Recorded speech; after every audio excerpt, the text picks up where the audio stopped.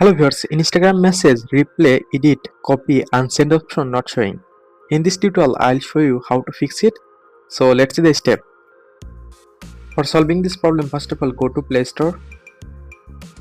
Now click on search bar and search Instagram.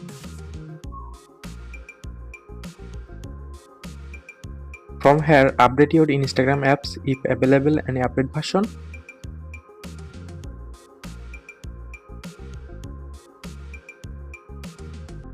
Now long press on Instagram apps.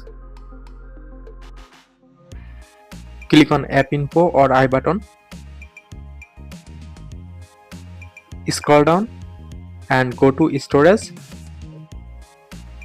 Now click on clear cache. Go back.